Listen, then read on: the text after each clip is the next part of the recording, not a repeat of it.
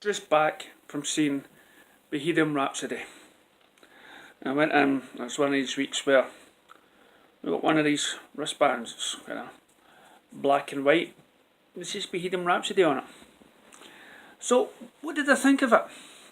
Well, I'm going to try and say it as a non-biased way, because I am a big Queen fan, and I could love it or hate it because of that, but I'm going to try and be, review the film as a whole, and not just because I'm a fan.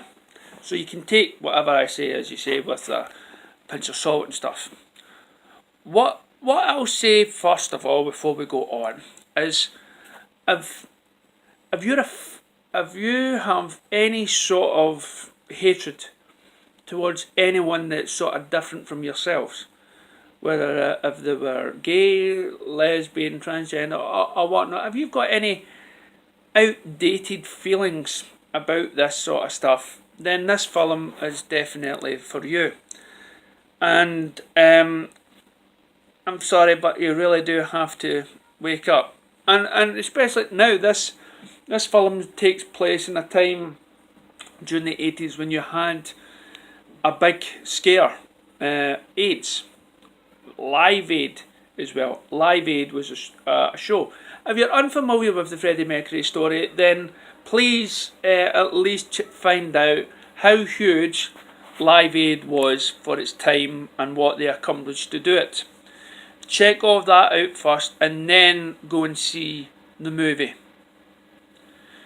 And this movie definitely shows what I've always known, that Live Aid is considered by many to be basically the Queen, as in the rock group, because the Queen made Live Aid.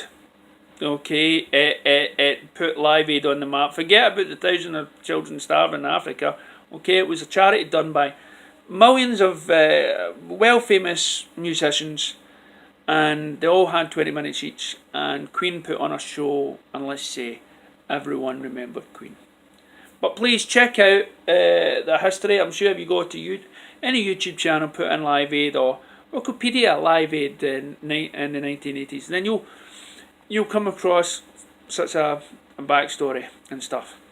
So all that aside, I must say at the end of the film, the last 40 odd minutes of it, I was crying my eyes out. I turned to my left and there were guys crying as well. And I turned to my right and I took my mother-in-law and my 11-year-old boy and my wife to see this film. And the film certificate is a 12. And it's rightfully so, because it doesn't show you that much, stuff. And not as much as what you would get on your average TV show these days, where you have scenes of, lesbian or gayism or whatnot. It just skirmish, kind of puts the messages across just nicely during the film.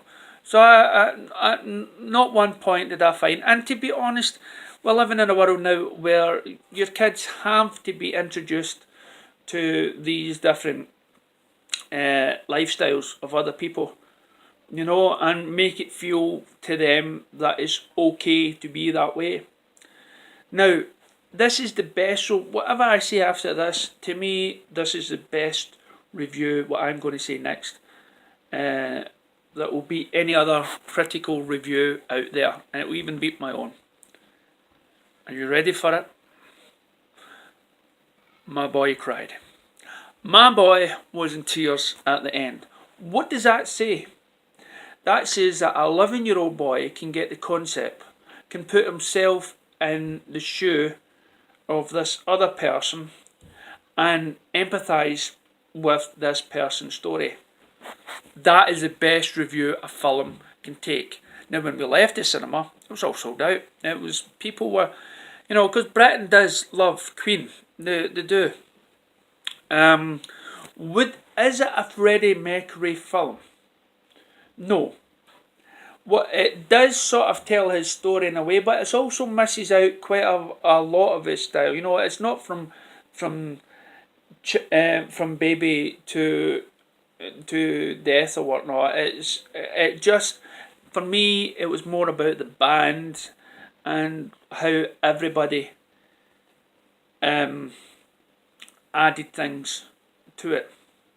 When I asked around what they got out of it, what was it that sprang to their mind, and one person says it was a cinematographer. Now we went to see this iSense, and it was a screen with 4K picture quality and surround sound, and I must say, and you were sitting on seats like this, and it was well worth it. You saw the crowds, and one person's review was, I loved the cinematography of it. They loved the light in the eye and stuff, and my boy, he told us a scene that can be considered a spoiler, so I'll kind of cut it down a wee bit. He loved the bit when Freddie Mercury's standing in the rain and it hits him of the mistakes he's made. And that, and you know, so that then ends the sort of the non-spoiler zone. What I will say is, it's a fantastic film, and 11-year-old enjoyed it, cried at it. Most of the cinema was in tears, red-eyed as they were leaving. Much more so than Titanic.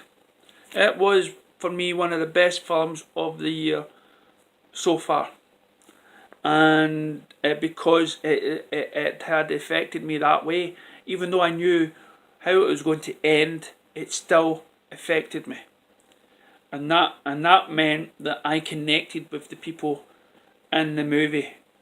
I connected with the story. It had that effect on me. So, see the film. Okay, now we're into maybe spoiler territory. So if you don't want to hear any more, please stop and eject the tape. The film is fantastic. Okay, the film is good. You know, it starts off where you think it's starting off at Wembley, but it's not. They save that to the very end, and you're glad that it does. Now, you can normally see this on Live Aid. You can normally see the full version on Live Aid, but at this point, you don't care that you're not seeing the real Freddie on stage. You fell in love with this other character that's playing Freddie, and when you watch, and if you've ever watched Brian May and Roger Taylor talk, or John Deacon, the mannerisms and the way they play it and everything, it's spot on. It really is spot on, and you can imagine them, you know, being that way. I mean, Roger Taylor was, I mean, it introduces you to the dynamics of the band. And what I mean by the dynamics is the relationships between each other, and it was just like any other family where they argue, and it's not really, Queen is not Freddie Mercury, and I've heard a lot of people comment that when Freddie Mercury died, that was the end of Queen. There is some maybe truth to that, but then after watching this film, I can, you know,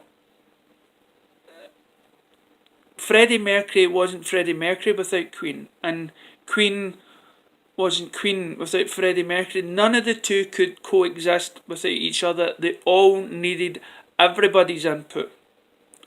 Okay, from John Deacon, Roger Taylor, Brian May, they all needed everybody's, you know, naysayers or whatnot. They depended on everybody, and they were there for everybody. It didn't matter what you were or who you were doing. And the fact that this guy was from the East, can't remember whereabouts, Indian or something, but he was referred to as Apache throughout the film.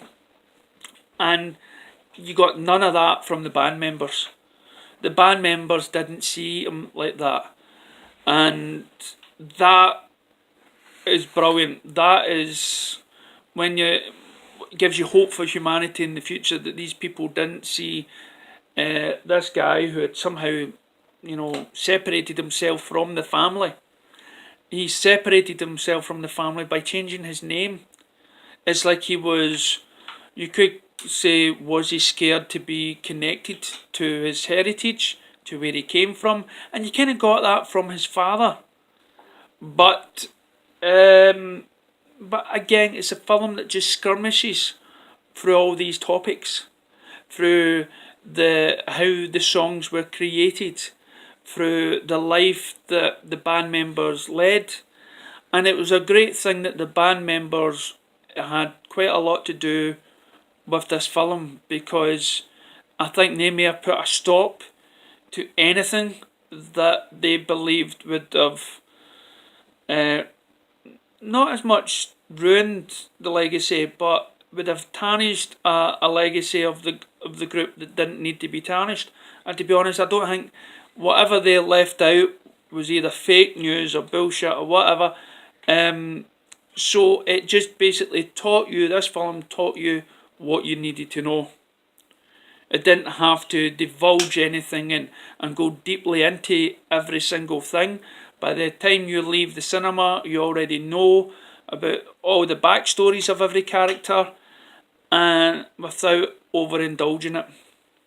And you left this film, for me, feeling that you appreciate the band more. And to be honest, I wish the band was bigger. And I hope now, with this film's release, that people around the world will start appreciating the band and buying the CDs. And at 45 years old, this man died of. It's a sad affair, just like Elvis Presley.